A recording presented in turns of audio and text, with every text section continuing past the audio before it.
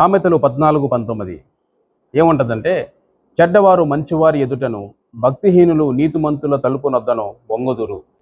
చెడ్డవారు కొన్నిసార్లు అనిపిస్తుంది మనకి, వారి యొక్క జీవితాన్ని బట్టి, వాళ్ళ యొక్క గొప్పతనాన్ని బట్టి, కొన్నిసార్లు వాళ్ళకు ఉన్నటువంటి తలాంతులు బట్టి చాలా పెద్దవారుగా మారినప్పటికీ చివరికి జరిగే విషయం ఏంటంటే, చెడ్డవారు ఎవరైనప్పటికీ కూడా మంచివారి దగ్గరికి వచ్చి వంగాల్సిందే. ఒక చిన్న సన్నివేశాన్ని మనం చూస్తే పరిశుద్ధ గ్రంథంలో మనకి అహస్వరేషు అనే రాజు కనిపిస్తాడు. ఆమెకు భార్య మహారాణి ఎస్తేరు కనిపిస్తుంది. ఎస్తేరు యూదులకు రాణి, ఆమె యొక్క వంశావళిలో యూదులు ఉన్నట్లుగా మనం చూస్తాం. అయితే ఈ యొక్క అహస్వరేషు రాజు దగ్గర ప్రధాన నాయకుడిగా హామాను అనేటువంటి వాడు కనిపిస్తాడు. తన గొప్పలు చెప్పుకుంటూ తన కోసం రాజ్యాన్ని స్థాపించబడడం కోసం అనేక పన్నాగాలు పన్ని రాజు దగ్గర మంచి పేరు పొందుకుంటూ ఉంటాడు ఈ హామాను మనకి చెడ్డవాడుగా కనిపిస్తున్నాడు. అయితే ఎస్తేరు రాణి యొక్క ప్రజలు అయినటువంటి యూదులు ప్రమాదంలో పడినప్పుడు ఈ హామాను వారిని చూసి ద్వేషించి యూదుల్ని చంపడానికి ప్రయత్నం చేసి రాజు దగ్గర అనేక విధానాలుగా ప్రయత్నాలు చేసినప్పుడు రాజు అతనికి ఉన్నటువంటి భక్తిని బట్టి లేకపోతే తలాంతుని బట్టి అంగీకరిస్తాడు.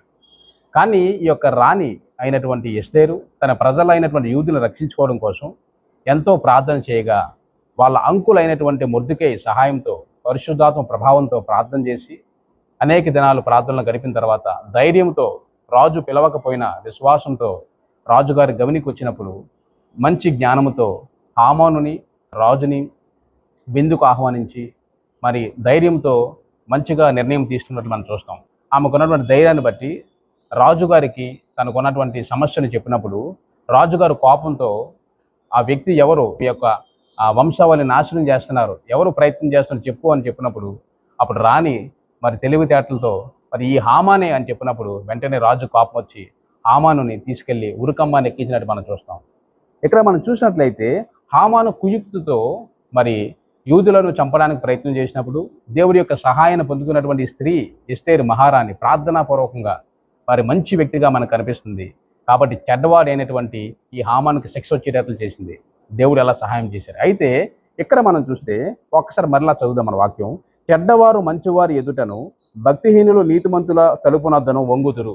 ఎప్పుడైతే హామానికి విషయం తెలిసిపోయిందో రాజు కోపంతో బయటికి వెళ్ళినప్పుడు వెంటనే రాణిగారి యొక్క కాళ్ళు పట్టేసి వంగిపోయి కాళ్ళు పట్టేసి నన్ను రక్షించు, నన్ను కాపాడు, నేను చనిపోకుండా రాజుగారికి సలహా ఇవ్వు, నన్ను రక్షించు, నన్ను క్షమించు అని కాళ్ళు పడడం మనం వాక్యంలో చూస్తాం.